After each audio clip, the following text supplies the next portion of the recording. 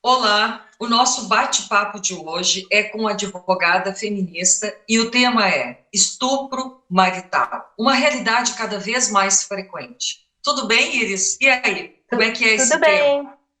bem. Então, Rosane, é um tema antigo já, né? A gente tem essa realidade na vida das mulheres há bastante tempo, né? Desde que o casamento é o casamento, né? É, só que agora as mulheres começaram a falar com mais frequência sobre isso, né? Mas na verdade ele sempre existiu, na realidade ele já foi mais brutal, né?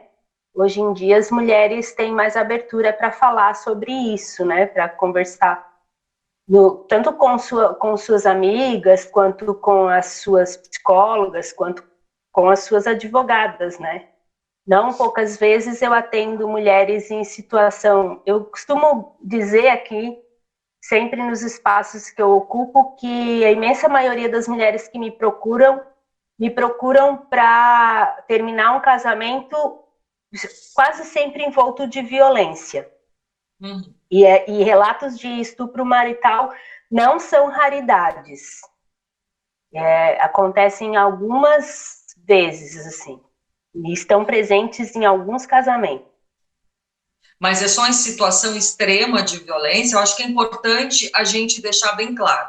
Por exemplo, aquela mulher que não deseja mais aquele parceiro, ela consente o ato em si por uma obrigação da mulher exercer aquele papel e cumprir aquele papel. Ela vai com aquele sacrifício porque tem que ir, porque é esposa, e aí, isso aí também é considerado um estupro marital? Então, o estupro como um todo é desde o momento em que não há consentimento, né? Se aquela relação sexual não é consentida, ou seja, a pessoa não quer aquela relação sexual, é estupro. Isso não significa que porque ela está dentro de um casamento, que ela tem o que antigamente a gente chamava de obrigações maritais, mas hoje em dia isso não existe mais, né? Na verdade, quer dizer, existe, mas não deveria existir. O sexo não deve ser visto como uma obrigação por parte da mulher, né? Decorre disso o estupro marital, né? Porque se ela faz sem consentimento, sem estar ali querendo aquela relação de fato, desejando aquele momento, é estupro, né? Em qualquer Mesmo que ela momento. consinta o ato, mesmo que ela consinta, ela está indo por obrigação, mas ela está Mas consentindo. obrigação não é consentimento, né? É isso que está Eu em achei isso jogo. importante deixar claro, tá? Porque Aham, daí, né, para deixar bem claro esse fato, né? Então, seria considerado. é considerado sim. Hum. Porque é bem simples. Ela tem que querer aquele momento. Se ela está indo por obrigação, motivada, eu usei a palavra contaminada, né, numa conversa que a gente já teve. Se aquele consentimento está contaminado com uma obrigação que não existe mais, né? Porque nos há muito tempo atrás, sim, fazia parte da instituição do casamento a relação sexual, né? Inclusive, casamentos eram anulados se não tivessem sido confirmados com a relação sexual. Era o motivo para anular casamento. Como se a relação sexual fosse uma obrigação, mas não é. A relação sexual não é uma obrigação à mulher em nenhum momento, e ao homem também não, né? Então, se essa obrigação, se esse consentimento está contaminado de alguma forma, aí está presente uma relação não consentida. Inclusive, a gente tem nos casos de estupro, por exemplo, estupro por fraude. Hum. Quando acontece, por exemplo, é bem engraçado esse caso, mas gêmeos, homens gêmeos. E aí um é marido da mulher e o outro, por uma situação ou outra, chega e mantém relação sexual com ela. Ela, sei lá, por algum motivo não identificou quem era um, quem era o outro. Então aquilo ali é uma relação por fraude. Eu sei que é um exemplo muito meio forçado, mas é real e existe, inclusive no Código Penal, né? Então, digamos que manter relação sexual com seu marido por obrigação é uma espécie de fraude, né? Porque aquela relação não tá consentida, não está livre de alguma contaminação, né? E é uma agressão ao corpo da mulher.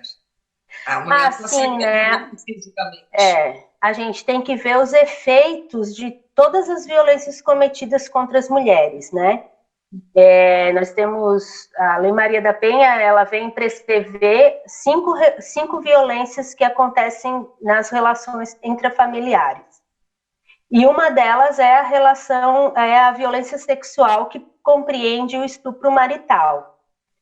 E temos a violência psicológica. Se nós temos uma mulher que pratica, digamos, sexo por obrigação dentro do casamento, a gente pode caracterizar também, além da violência sexual, a violência psicológica, porque isso tem efeitos sobre a vida dela, né? E às vezes os efeitos não são visíveis num primeiro momento, mas eles têm reflexo ao longo da vida delas, né? Que é aquilo que a gente chama de trauma pós... traumático, estresse pós-traumático. E estresse pós-traumático, exatamente, que pode se refletir, e tem, inclusive, estudos que comprovam que isso pode afetar fisicamente, né? O estresse pós-traumático. Sabe que existe ainda convenções sociais que legitimam que a mulher tem que ter alguém do seu lado, tem que ter um parceiro. Aí a mulher acaba entendendo que ela tem que ter alguém, mesmo que ela não goste desse alguém. E aí ela acaba se ligando emocionalmente a essa outra pessoa, e aí sofre uma série de abusos com medo de ficar sozinha, com medo da solidão, com medo da rejeição. Parece mentira, mas ainda hoje, Iris, isso acontece, né? Está bem presente essa realidade. É bem comum numa sociedade como a nossa, em que há uma desvalorização da mulher e das coisas que as mulheres fazem, no caso, né? E aí entra isso, né? De ser sozinha é um problema, né? Não ter um companheiro, não ter um marido, não ter um namorado, isso ainda soa na sociedade como um problema. Mas isso é falso, né? É tão falso que nós temos muitas mulheres muito felizes em outros tipos de relação, né? Inclusive relações lésbicas, né? Sim. Então, a presença masculina não é uma obrigação, né? Não que tenha que ter um parceiro, uma parceira do seu lado, mas alguém que some, alguém que realmente venha contribuir na sua vida, e não alguém que venha te tirar a tua autoestima, diminuir a tua qualidade de vida, tirar tudo aquilo que tu pode absorver da vida. Não, isso aí não contribui nada. Mas falando do corpo, como é que era o corpo da mulher do passado, né, Iris? A mulher negava, a mulher não tinha como prioridade o seu corpo. A prioridade era casar, cuidar dos filhos, da casa, transitava, ora entre o marido para proteger dos filhos, ora os filhos para proteger do pai, e assim circulava de um lado ao outro.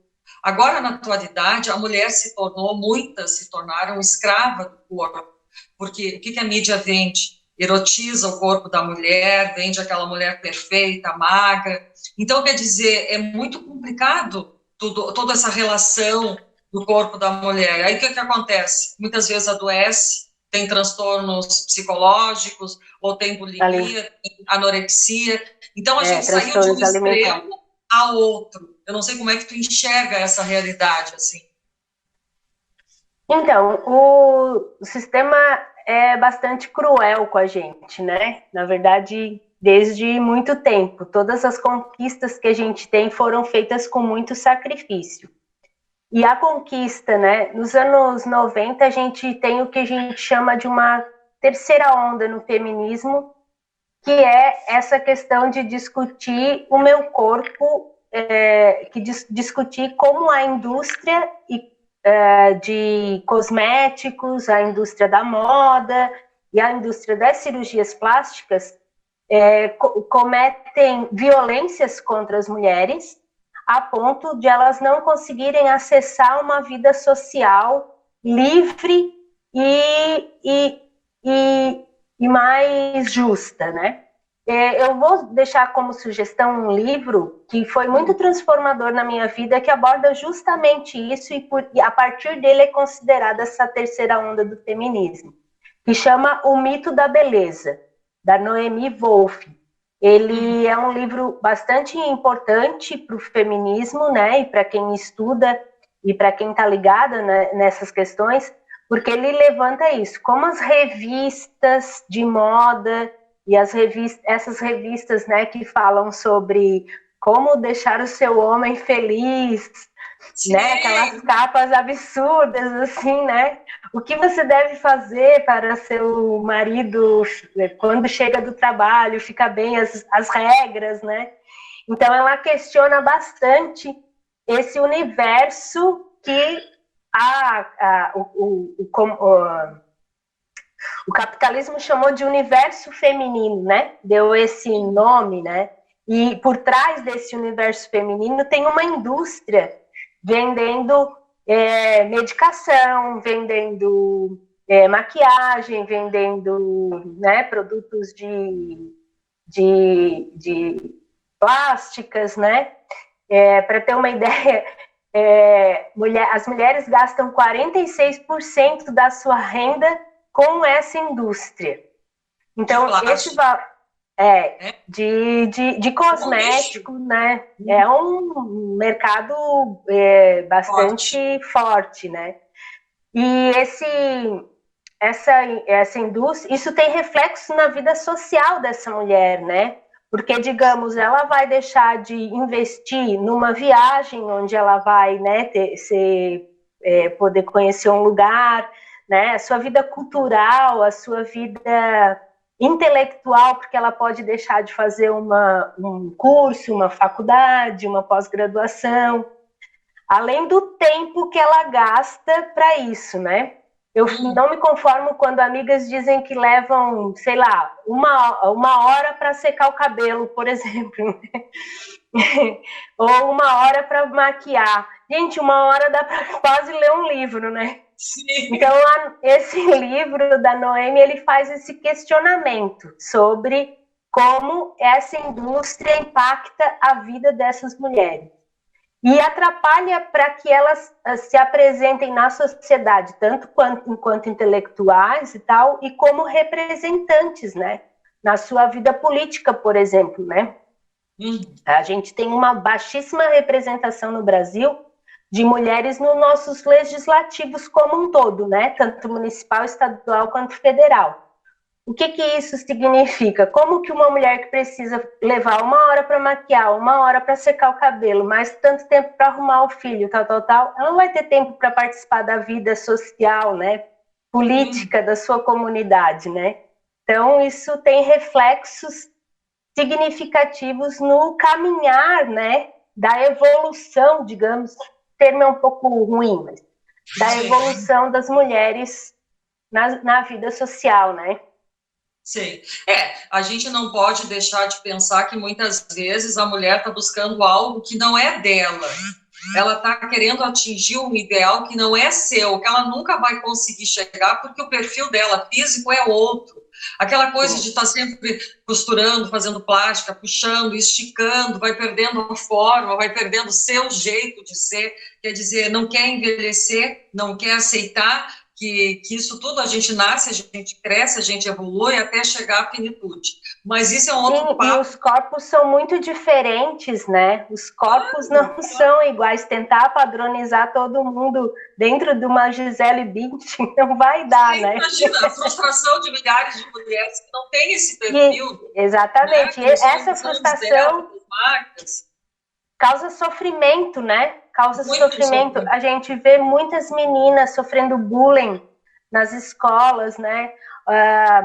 tem um número absurdo que 60% das meninas desistem da sua vida atlética, por exemplo, de deixar de fazer atividades físicas, porque o seu corpo não é de acordo com os padrões de beleza, e daí tem medo de se expor, né, de estar numa competição, por exemplo, se expondo, então tem vergonha do seu próprio corpo. Isso é muito grave.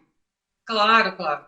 A gente foi para a questão do corpo, né, Iris, porque a mulher que tem esse estupro marital, imagina a agressão que ela sente constantemente. Então, vamos voltar para essa questão toda. Eu queria saber, assim, é muito comum que as mulheres te procurarem e a que ponto chega para elas te buscarem e como é que funciona isso, assim, na prática do direito? Então, cada mulher tem um tempo, né, Rosane? Isso é muito importante de a gente abordar, porque assim, a gente que atua com mulheres em situação de violência, a vontade que a gente tem é de dizer para dar um choque de realidade, né? Mas isso é muito pessoal. A doutora Ana Schmidt, que é uma juíza que trabalhou 5 anos na vara da violência doméstica, que me disse uma frase uma vez que eu achei extraordinária. Ela disse: qual é a resposta para uma mulher? Qual é a resposta para a pergunta? Por que você vive tantos anos numa situação de violência? Por que você não saiu?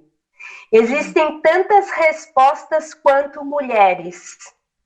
Ou seja, cada mulher tem a sua resposta para isso, né? Pode ser uma dependência física, uma dependência emocional, uma dependência financeira, né? Existem inúmeras situações em que a mulher se mantém naquele casamento ou naquela relação abusiva, né? E violenta, não poucas vezes. Então, a minha orientação quando elas me procuram, eu já estou meio que na ponta, né? Eu já estou meio que no final daquela situação, a última gota. Sempre tem uma última gota, né? Para encher o copo, para o copo transbordar. Então, sempre tem um motivo que foi alguma coisa que incomodou até ao ponto dela não aguentar mais e me procurar, né? Procurar, no caso, um advogado ou uma advogada para dar fim àquela relação. E aí o encaminhamento é sempre a ação de divórcio, né? Ou a ação de dissolução de união estável, a partilha dos bens adquiridos durante aquele casamento ou não. E se tem alguma situação de violência, a gente procurar uma delegacia para fazer um registro e pedir uma medida protetiva para que ela se sinta protegida. Só que a gente tem que saber, né, que essa medida não impede, atua de diversas formas, né, sobre o espírito desse homem, né. Alguns se sentem realmente envergonhados, incomodados, né, com aquela coisa, com aquela medida protetiva contra si, mas outros não, aquilo é só um papel e continuam cometendo brutalidades, né. Então, em regra, é assim o encaminhar das coisas, né. É assim, é bem complicado, né, e a mulher, para sair desse ciclo de violência, às vezes ela leva 10 anos para romper, para conseguir... ou mais. Ontem à tarde eu atendi uma senhora que faz 30 anos que vive numa situação de violência psicológica, durante 30 anos. Mas eu já atendi, assim... por isso que é interessante essa questão da variedade das mulheres, né? Da variedade dessas respostas, porque cada uma reage de um jeito, né? Uma que eu atendi há pouco tempo, ela precisou assistiu aquele vídeo da Júlia Polizzi, não sei se vocês já ouviram falar, Não Tire o Batom Vermelho, e ela disse que ela se viu muito, quando ela assistiu aquele vídeo, ela se viu muito naquela situação, e aquilo ali foi a gota d'água dela. Então, por isso que a gente precisa de espaços como esse que tu tá fazendo, né? Essas conversas precisam chegar aos ouvidos das mulheres, né? Porque não poucas vezes elas não sabem que elas estão vivendo aquela situação de violência, né? Principalmente a psicológica, que é uma coisa sutil e é negligenciada. Sim, e é mais difícil de identificar, né? E como é que essa senhora chegou? É Como é que tão mais essa senhora... difícil. Desculpa te interromper. É tão mais difícil que alguns juízes e delegados, né, não consideram. A gente tem que meio que levar a Maria da Penha e dizer, tá aqui, ó, no artigo 7º, mostrar para ele. Porque muitos não identificam. Eu tenho vários exemplos de indeferimento de medida protetiva porque era só uma violência psicológica. Quer dizer, a juíza não disse, né, era só uma violência psicológica, mas ela disse nesses termos, né, não identifico nenhum tipo de ameaça, então não dou a medida protetiva. Então, mas não também é tem a juíza. mulheres. Não é só juiz, não é só homem, tem mulheres também que negam isso. Infelizmente, sim. Eu acho que esse é um grande desafio do feminismo, é fazer as mulheres entenderem que o machismo impacta a vida delas também, né? De mulheres, digamos, privilegiadas, né? Juízas, promotoras de justiça, né? Que precisam entender melhor como é que o machismo e o patriarcado funcionam nessa nossa sociedade, né? E quanto ele atrapalha as nossas vidas e atrapalha a vida das mulheres como um todo.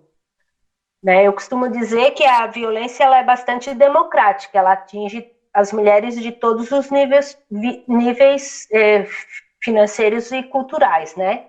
Só que algumas que sofrem violência, que são ricas, por exemplo, conseguem sair daquela situação e ter uma visão melhor, né? Por exemplo, vou dar um exemplo. Uma juíza, uma médica, que sofre violência, sai de casa e vai para a casa da praia, né? Ou vai para o sítio. E a mulher pobre lá da comunidade, se ela for fazer um boletim de ocorrência, ela não poucas vezes tem que voltar para a mesma casa e numa casa que às vezes tem só 2 cômodos, né? E ficar na presença do seu violentador, porque ela não tem para onde ir. Então a violência ela atinge todas as mulheres, mas ela tem efeitos diferenciados conforme a classe social e a classe econômica dessas mulheres, né? Por isso que a gente tem que discutir classe quando a gente discute gênero também, né? Isso é importante. E aquela coisa, né? Mulheres negras são mais atingidas, mulheres em situação de imigração são muito violentadas e são mais atingidas também. Tem a questão da língua, né? Eu fiz uma palestra muito interessante com um grupo de venezuelanas e elas relataram as violências tão iguais quanto as que as brasileiras vivem, né?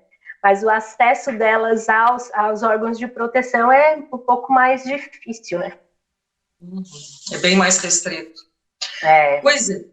E assim, Iris, o que tu diria, então, assim, muito legal esse nosso bate-papo, o importante é conscientizar essas mulheres que estão nos escutando, o que elas estão fazendo com o seu próprio corpo, para elas perceberem, buscar uma ajuda, uma orientação do profissional, se abrir com alguém próximo, de confiança, que ela possa confidenciar e encontrar algum caminho que ela pare de se agredir. E aí o corpo dela vai somatizando, e quando vê ela está doente, ela já não tem mais prazer de viver, e ela não sabe por quê, ou muitas vezes sabe, né, Iris, só que ela não tem, assim, recursos internos de buscar uma solução, não tem aquela coragem, aquela determinação que é importante nessa situação.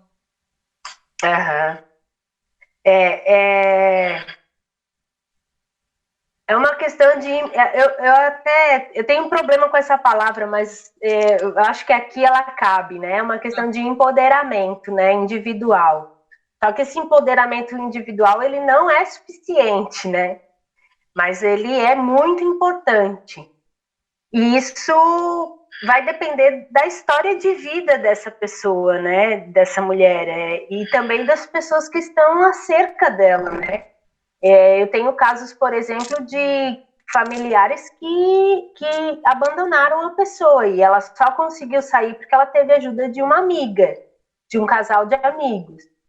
E eu tenho inúmeras histórias para contar, assim, né? E uma pessoa com posses, assim, bem de vida, sabe? Mas que a família não admitia o fato dela sair daquela relação, interromper aquele casamento que era violento. Então, mas tem uma série de fatores, né, que podem influenciar nessa decisão, né?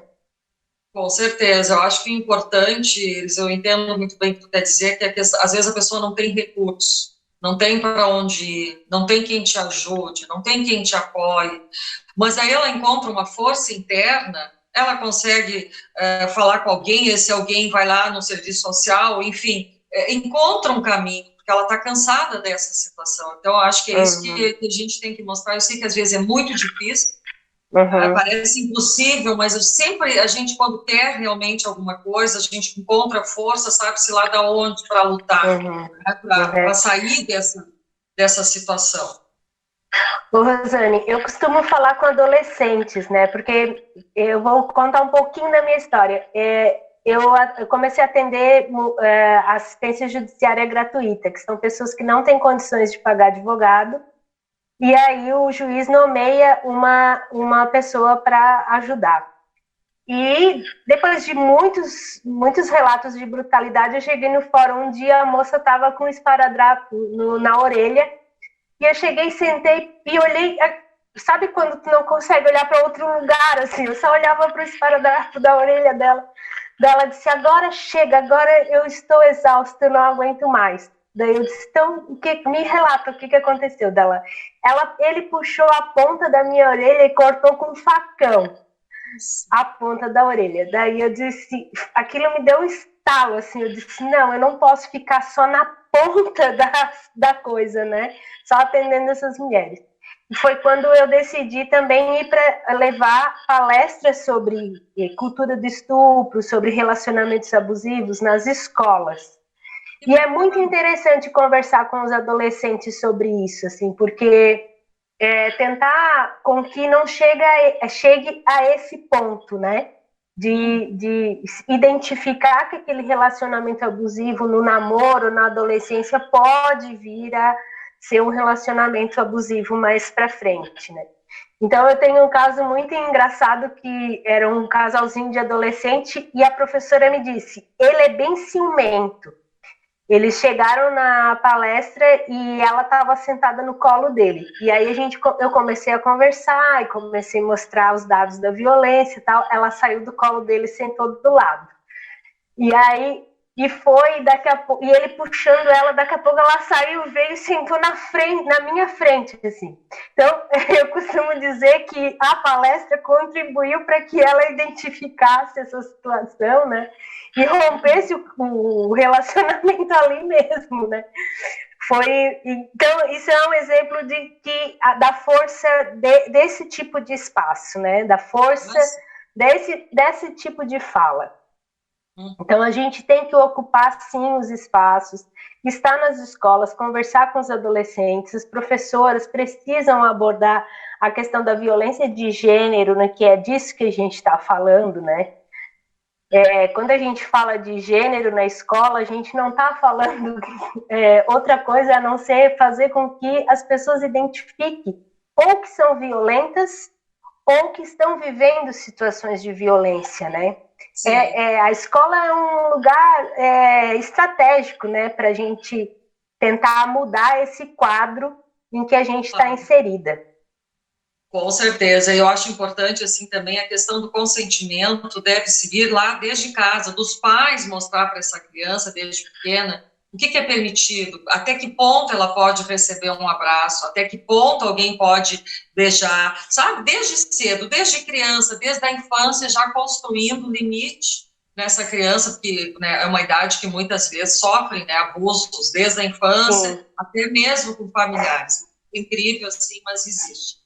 Bom, Iris, eu quero te agradecer muito pela tua disponibilidade e eu queria saber assim, qual é a mensagem que tu deixa para essas mulheres que estão nos escutando e que vivem essa situação em casa com seu parceiro? O que tu diria assim para elas?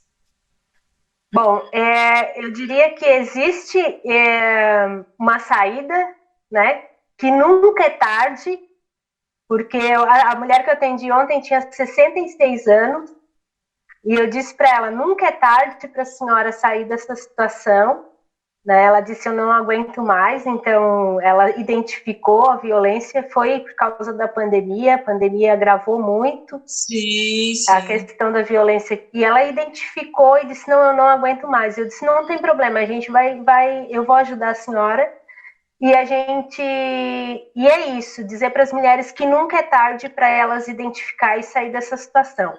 Mas eu queria deixar principalmente uma mensagem para as pessoas que estão em volta dessa mulher, que se ela pedir ajuda uma vez, ajude. Se ela pedir duas, ajude. Se ela pedir 30 vezes ajuda, ajude. Porque ela tem o tempo dela. E você está ali para ajudá-la no tempo em que ela achar que deve.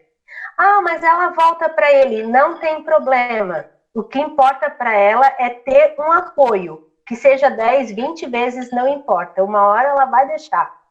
E você tem que estar ali, você tem que ser o apoio para ela. Eu Isso é sempre super digo isso importante. porque eu acho muito importante que os apoiadores sempre estejam dispostos, mesmo que seja tantas vezes quanto forem necessárias. Muito bem, Iris. E você que está nos assistindo, gostou do vídeo? Deixa aqui a sua curtida. Se inscreve no canal toda semana. A gente tem um tema bem bacana para você refletir sobre a sua própria história. Iris, um grande abraço. Muito obrigada. Valeu muito a pena esse nosso bate-papo. Obrigada também, obrigada a nossos telespectadores.